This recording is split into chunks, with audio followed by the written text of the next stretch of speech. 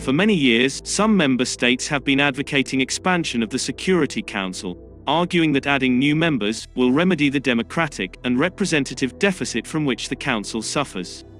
Disagreement on whether new members should be permanent or have veto power has become a major obstacle to Security Council reform.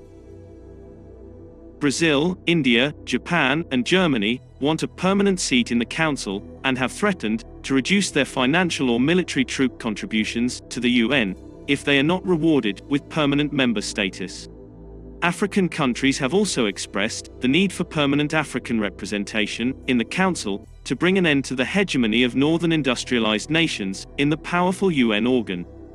Currently, G4 has 4 aspirants for permanent seats on the UN Security Council: India, Brazil, Germany and Japan, and all have thrown their hats into the ring.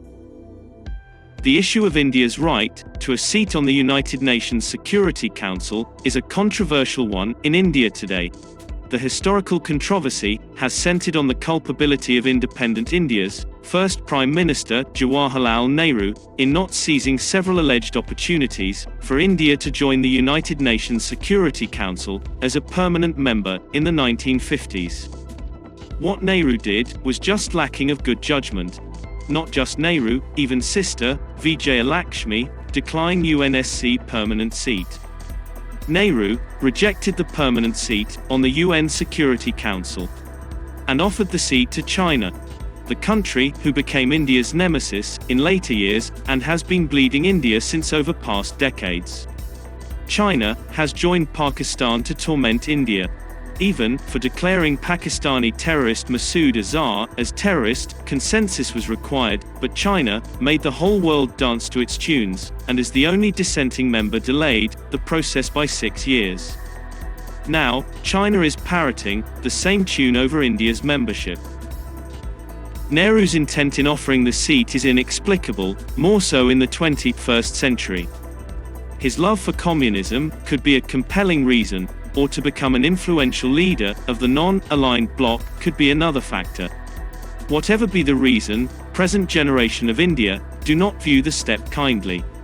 India has paid a heavy price for Nehru's mistake for 7 decades and is still continuing to pay its interest.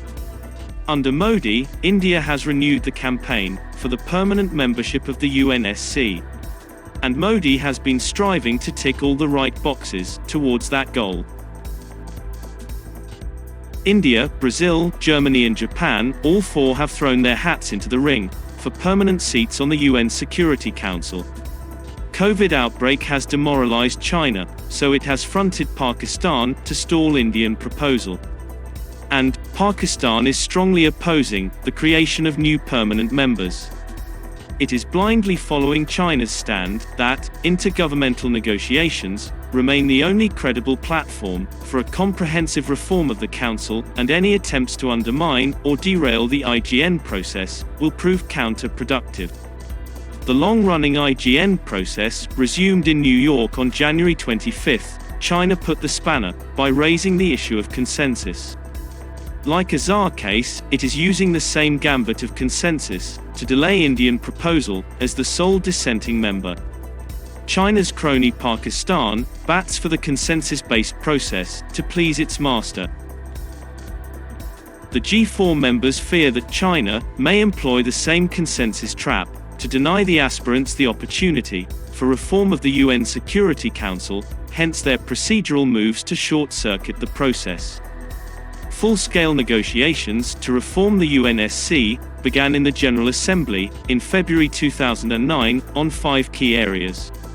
That is, the categories of membership, the question of veto, regional representation, size of an enlarged Security Council, and working methods of the Council and its relationship with the General Assembly.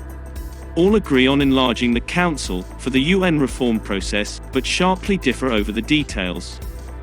The G4 now push for expanding the UNSc by 10 seats, 6 additional permanent and 4 non-permanent members.